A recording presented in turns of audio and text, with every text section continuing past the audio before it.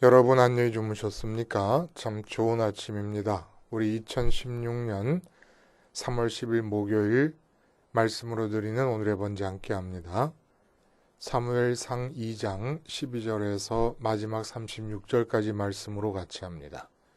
우리는 12절에서 17절까지만 같이 읽어보겠습니다. 시작. 엘리의 아들들은 행실이 나빠 여호와를 알지 못하더라. 그 제사장들이 백성에게 행하는 관습은 이러하니 곧 어떤 사람이 제사를 드리고 그 고기를 삶을 때에 제사장의 사환이 손에 새 살 갈고리를 가지고 와서 그것으로 냄비에나 솥에나 큰 솥에나 가마에 찔러 넣어 갈고리에 걸려 나오는 것은 제사장이 자기 것으로 가지되 실로에서 그곳에 온 모든 이스라엘 사람에게 이같이 할 뿐만 아니라 기름을 태우기 전에도 제사장의 사환이 와서 제사 드리는 사람에게 이르기를 제사장에게 구워드릴 고기라 내라 드릴 고기를 내라.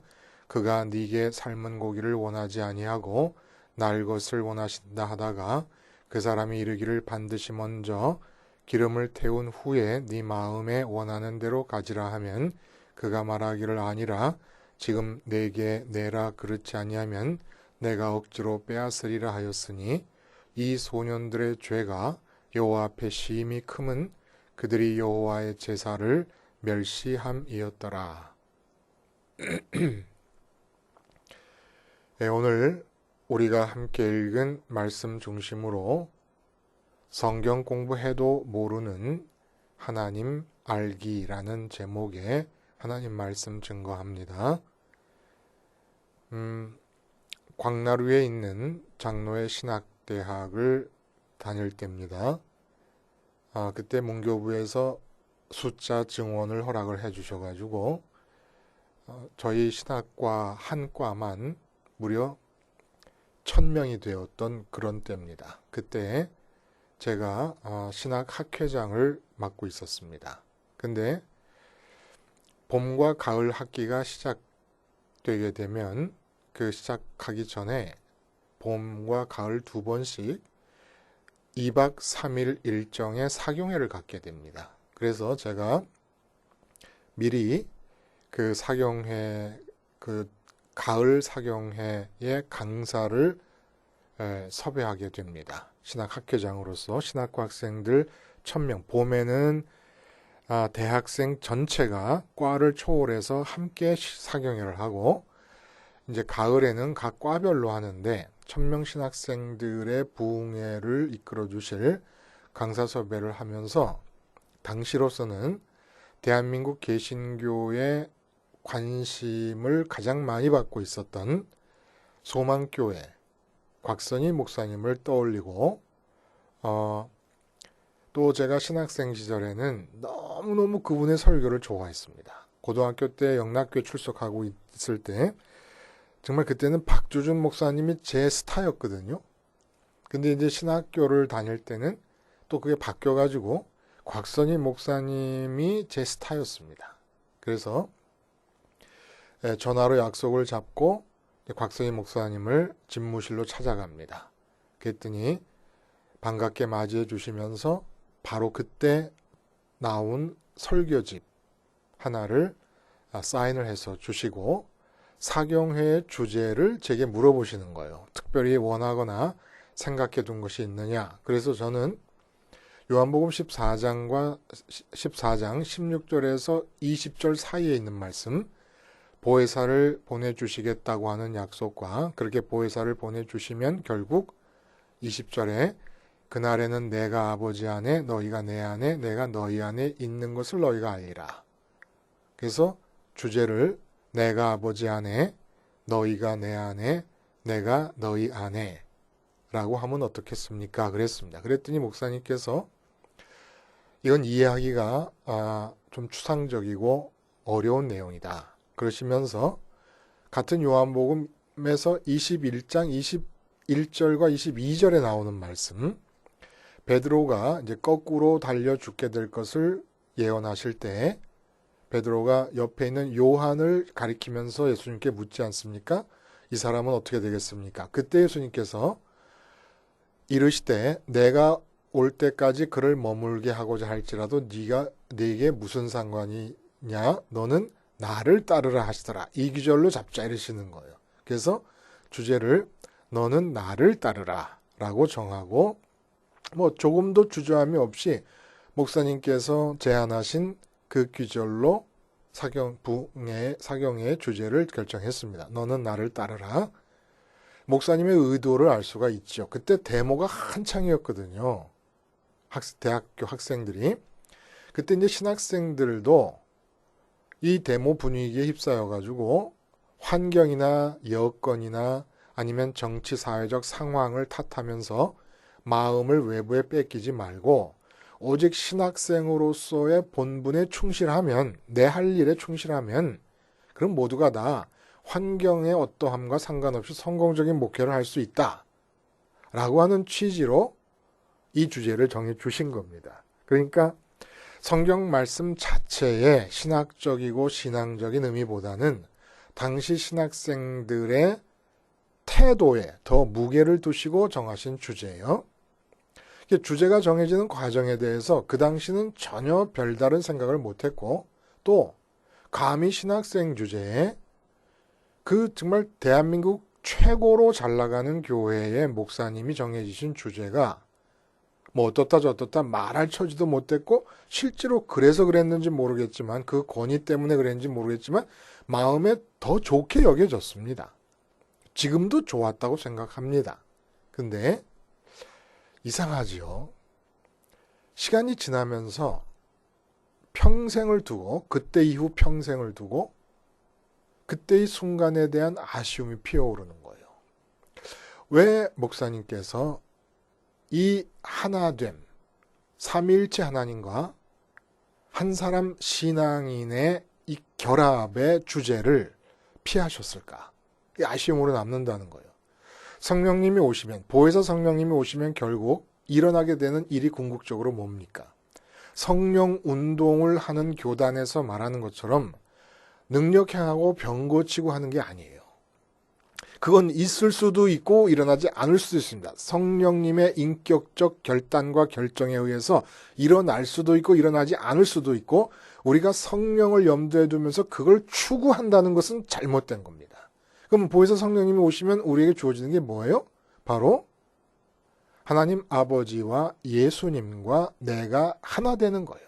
성령님에 의해서, 그러니까 삼위일체 하나님과 나 자신의 연합, 이게 바로 구원입니다. 왜 그동안 교회는 하나님을 믿으라고만 말하는 걸까요? 왜 예수님을 믿으라고만 말하는 걸까요? 왜 하나님과 결합하라, 하나님과 연합하라, 예수님과 연합하라는 말을 하지 않는지 모르겠다는 거예요. 교회에 문제가 있다면 예수님을 믿으라고만 하고 있기 때문이 아닌가라는 생각까지 들 정도입니다. 믿음이 올바르다는 증거는 반드시 연합으로 나타나게 되어 있습니다. 믿음의 개념을 이제 어떻게까지 이해하게 됐냐면은 단순히 예수님과 하나님의 이름을 부르면은 믿고 있는 것이라고 인정해주는 그런 식까지 개념이 변했습니다. 그러니까 연합과 믿음을 하나로 보지를 못하니까 참 믿음은 반드시 연합이 일어나고 결합이 일어난다고 하는 것을 강조하지 못하고 이해하지 못하고 깨닫지 못하니까 마음은 돈과 연합하고 있으면서, 마음은 이 세상 성공과 형통과 연합하고 있으면서, 무병장수와 연합하고 있으면서 입으로 하나님의 이름을 부르는 이런 기이한 현상이 나타난다는 겁니다. 믿으라는 말 대신에 연합하라는 말을 써도 기독교의 진리는 머리털 끝만큼도 손상됨이 없습니다. 왜냐하면 연합과 결합은 반드시 믿음을 포함하고 있고, 믿음이라는 단어보다 더 포괄적이고 더 궁극적인 말이기 때문입니다. 사도 바울이 그렇게 자기의 서신에서 믿음을 강조한 이유는 마음과 뜻과 힘을 다한 하나님 사랑이라고 하는 이 결합이 당연히 전제되어 있었기 때문입니다. 올바른 믿음은 곧 연합입니다. 그러나 지금 같은 식으로 믿으라는 말만 하고 실제로 마음의 연합은 다른 것과 사이에서 이루어지면 기독교의 진리는 완전히 유실되고 맙니다. 요한복음 17장 3절에 보면 여러분, 영생은 곧 유일하신 참 하나님과 그가 보내신 자 예수 그리스도를 아는 것이니이다 라고 얘기해요. 여기서 영생을 얻는데 우리는 믿는다라는 단어만 활용하잖아요. 믿는다라는 말이 잘못됐다는 게 아니에요. 근데 그 단어만 활용하는데 주님께서는 영생을 안다는 단어와 연결을 시키십니다. 여기서 안다는 것은 여러분이 다 아시겠지만 성경에서 하나님과의 관계에서 안다는 얘기를 하는 것은 히브리어의 야다라는 단어가 뜻하는 개념을 사용하는 거예요. 그 야다는 남과 여가 아무리 한 동네에서 오래 같이 살고 있으면서 저 남자가 누구고 저 여자가 누군지를 안다고 하는 것을 야다라는 히브리어로 사용해서 안다고 사용하지 않습니다. 그렇게 아는 건 야다가 아니에요. 두 남녀가 마음에 들어가지고 서로 결혼해서 잠자리에 들 때 야다라고 하는 말을 씁니다. 다시 말하면 결합을 통해 아는 것을 야다라고 말한다는 거예요. 하나님을 믿는다는 건 뭡니까? 하나님을 아는 겁니다. 어떻게 하나님을 아는 겁니까? 하나님과 결합해서 아는 거예요. 왜 결합을 합니까? 다른 사람들이 마음에 돈 하면서 돈과 딱 밀착되어 있습니다. 왜 돈과 결합을 합니까? 돈이 좋아서. 왜 돈이 좋습니까? 돈이 있어야 기쁠 수 있다고 믿으니까.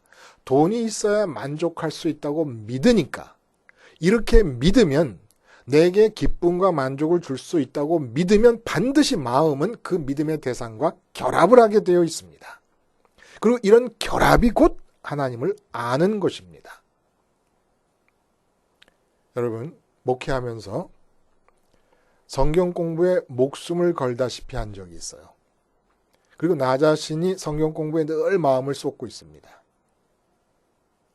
그러나 성경 연구를 지속하는 동안에 알게 된 가장 소중한 사실 중에 하나가 뭔지 아십니까?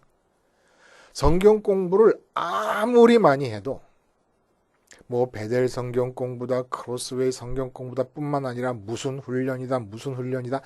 성경 공부와 훈련을 아무리 많이 하고 무슨 프로그램을 아무리 많이 해도 절대로 그것으로는 하나님을 알게 되는 것이 아닙니다. 오히려 하나님을 알고 나서야 비로소 성경도 바로 이해하고 공부하고 연구할 수가 있습니다. 하나님을 알고 나서야 무슨 훈련, 무슨 프로그램도 의미가 있는 겁니다. 하나님의 이름이 수십 가지인데 그 이름을 다 지식적으로 안다고 하나님을 아는 게 아니에요. 하나님과 결합이 없으면 하나님을 아는 게 아닙니다. 왜 사람의 마음은 무엇인가와 결합합니까? 좋아서. 왜 좋아합니까? 그것이 기쁨이 된다고. 그것이 내게 만족을 준다고. 그것이 있을 때 행복해진다고 믿기 때문에. 그러므로 믿음은 결합입니다.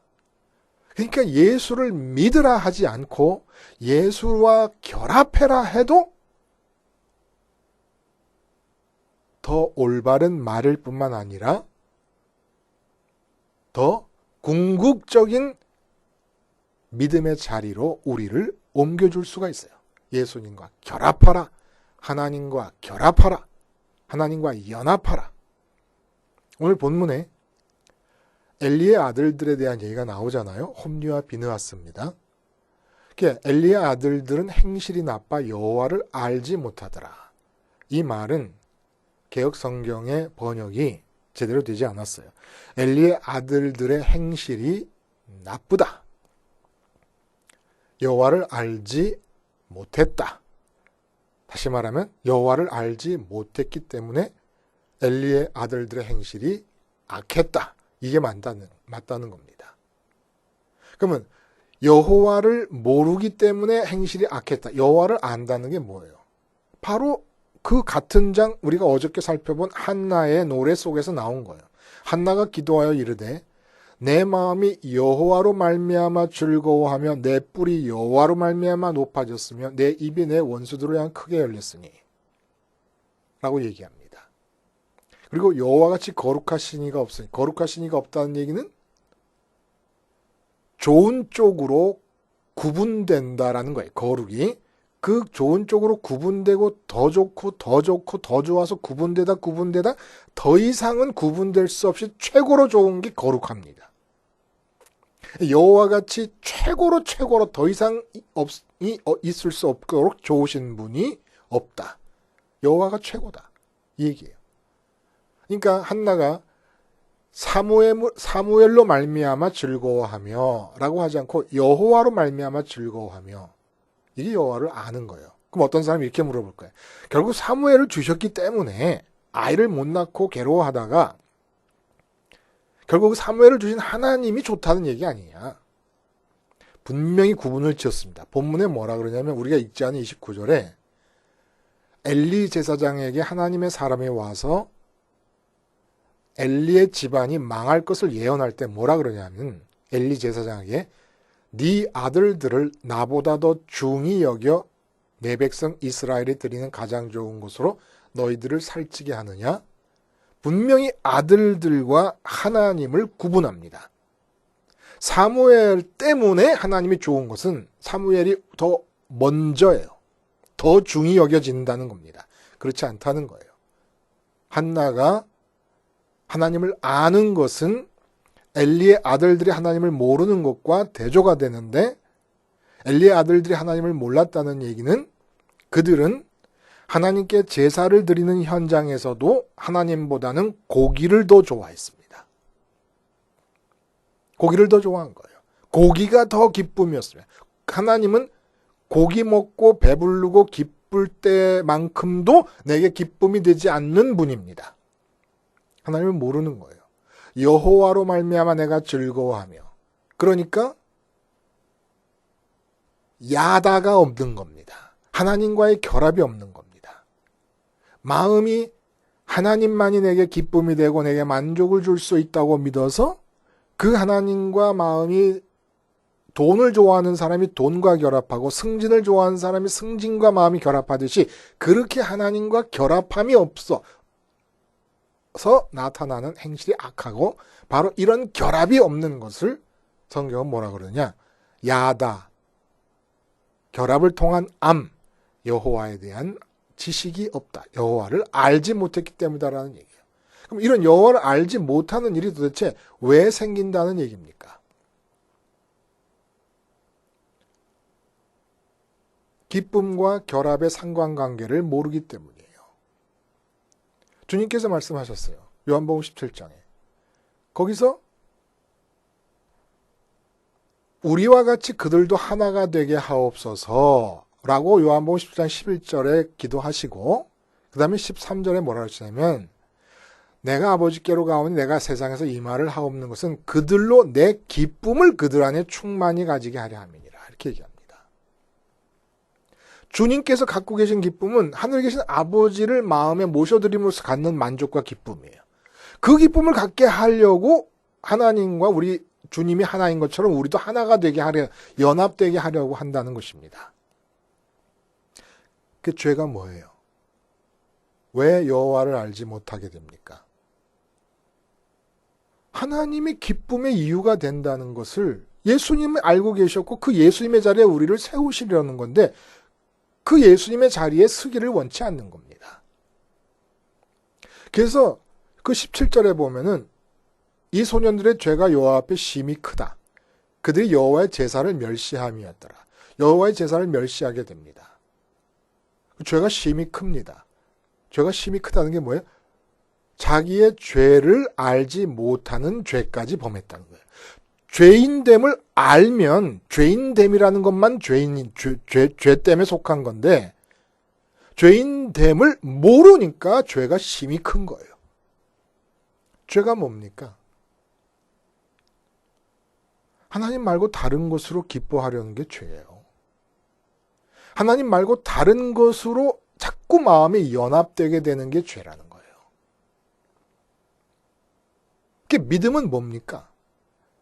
하나님만이 유일한 기쁨이라는 것을 믿는 거예요.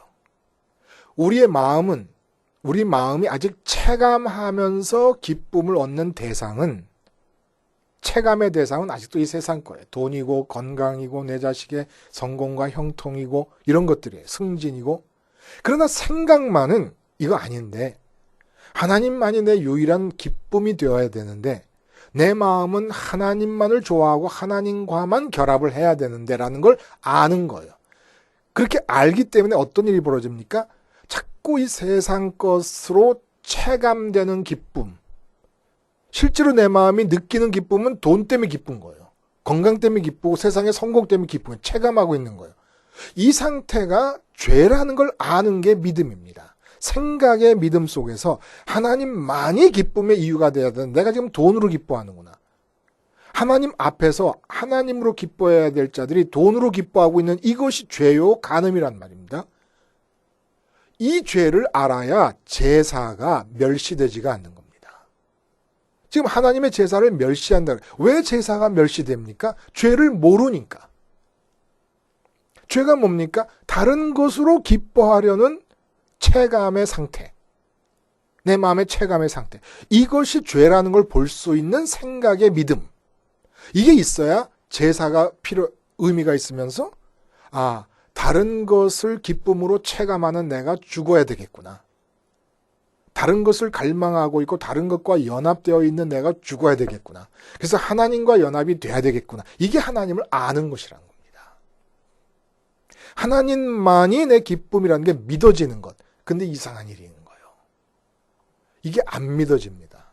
오늘 본문에 보면은, 읽지 않은 부분에 25절에 그들이 자기 아버지의 말을 듣지 아니하였으니 이는 여호와께서 그들을 죽이기로 뜻하셨습니다. 이렇게 얘기합니다. 와, 무서워요. 엘리가 그 아들들의 잘못을 지적하고 고칠 것을 권고합니다. 근데 그 아들들이 듣지 않습니다. 그러니까 자기들의 죄가 뭔지를 모르는 거예요. 근데 그 자기들의 죄가 뭔지를 들으면서도 모르는 이유는 뭐냐면은 여호와께서 그들을 죽이기로 뜻하셨기 때문이라는 겁니다. 이게 무슨 말입니까? 아침마다 오늘의 번제에서 말씀을 전해요. 그 내용이 뭐예요? 하나님 말고 다른 것과 결합해서 그것으로 기뻐하려는 게 죄라는 얘기를 아무리 얘기해도 받아들여지지 않습니다. 돈 좀 벌어서 기쁘자는데 사업이 잘 되면 기뻐하고 싶다는데 그게 뭐가 죄냐? 내 자식이 잘 되면 기쁜 게 인지상정이고 당연한 것이지 왜 이렇게 억지를 쓰느냐? 이렇게 얘기를 합니다.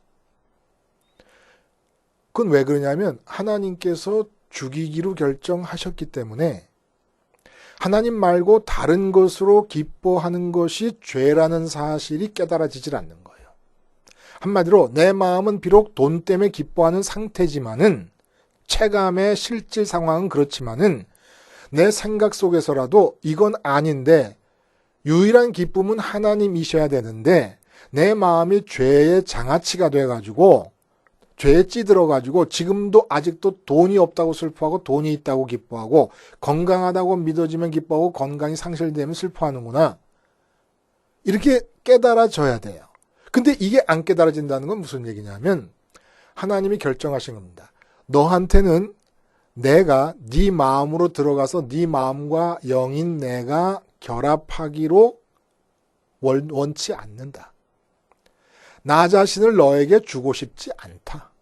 나 자신을 너에게 안 주려 한다. 라고 결정하셨을 때, 멸망으로 결정하셨을 때 어떤 일이 일어나느냐. 아무리 하나님보다 먼저 돈 벌었다 기뻐하고 하나님보다 먼저 건강했다고 기뻐하고 하나님보다 먼저 딸 자식, 아들 자식 잘 됐다고 기뻐하고 하나님보다 먼저 승진 때문에 기뻐하고 하나님보다 먼저 고기 때문에 기뻐하고 자동차 때문에 기뻐하고 백 때문에 기뻐하면 그것이 죄라고 아무리 얘기를 해도 귀에 들어가질 않는 겁니다. 믿어지질 않는 거예요. 하나님과 결합할 마음이 안 생기는 겁니다. 하나님을 모르는 거예요. 지금 이 자리가 어떤 자리예요? 성소 안에서 진행되는, 성전 안에서 진행되는 제사의 과정을 마음대로 개입해서 고기를 자기가 먹겠다고 갖고 갑니다. 제사가 멸시돼 버립니다. 왜 십자가를 생활하지 않습니까? 십자가가 오늘의 번제 제사예요. 우리가 날마다 순간마다 드려야 될 제사예요. 이 제사가 멸시되고 있어요. 십자가가 생활화되지 않는다는 게 제사가 멸시되는 거예요. 왜 그래요? 왜? 이유는 하나예요. 죄를 모르기 때문에. 죄가 뭡니까? 하나님 말고 다른 것으로 기뻐하려는 습성이 죄예요. 근데 왜 이런 죄를 죄로 깨닫지 못합니까? 하나님만이 기쁨의 유일한 이유요 근거가 된다는 사실을 하나님이 우리에게 일깨워 주시지 않기 때문입니다. 이 말은 무슨 말입니까? 하나님께서 오늘 본문 그대로 말씀을 드리면 죽이기로 결정한 거예요. 멸망으로 가도록 놔두신 겁니다. 비록 내 마음은 아직 하나님으로 기뻐하진 못하지만 다른 것이 없어서 슬퍼하고 다른 것이 있어서 기뻐하는 내 마음의 체감의 실질 상태가 죄라는 걸 알 때야 십자가를 생활하게 됩니다. 그래서 십자가의 주님과 연합하게 돼서 같이 죽습니다. 죽은 자로 인정합니다. 그리고 부활하고 승천하신 주님 따라서 하늘에 올라가 내 마음이 하나님과 결합하도록 성령의 역사를 구합니다. 그러면서 점점 더 하나님을 알아가는 거예요. 점점 더 하나님을 깊이 알아가고 점점 더 하나님 때문에 기뻐하는 포션, 마음의 이 몫이 커지는 겁니다. 이 바로 선민이에요. 선민. 하나님을 알지 못한다. 이것은 하나님이 유일한 내 기쁨의 이유가 되느냐가 믿어지는지 안 믿어지는지 여러분이 스스로에게 물어보시면 압니다. 생각 속에서라도 믿어지면 하나님께서 믿음을 주신 거예요. 그러면 십자가를 생활할 수 있을까요? 왜냐하면 원죄의 습성에 쩌든 내 마음은 계속해서 이 세상 것을 가지고 기뻐하려고 하고 있으니까 십자가에서 죽을 수밖에 없어요. 십자가 생활화가 징검다리가 아니라 완전히 선이 될 정도로 이어져 나갈 때 모든 눈에 보이고 귀에 들리는 사물에 대해서 아예 십자가를 품고 그것들을 바라보고 그것들을 듣는 거예요. 이 십자가 생활화예요. 그렇게 될 때 하나님 충만히 이루어지면서 한나의 노래가 나의 노래가 될 것입니다. 기도하시겠습니다. 하나님 아버지, 긍휼히 여겨주시고 불쌍히 여겨주시옵소서. 우리 마음은 한없이 이 세상 것들을 갈구하고 있지만 그것들 위에 있는 우리의 생각이 이상하게 하나님만이 기쁨이라는 사실이 믿어지게 하여 주셔서 죄를 깨닫게 하시고 십자가를 생활하게 하심으로 하나님과 결합하게 하시고 하나님을 진정으로 알게 하여 주시옵소서. 예수님의 이름으로 기도하옵나이다. 아멘.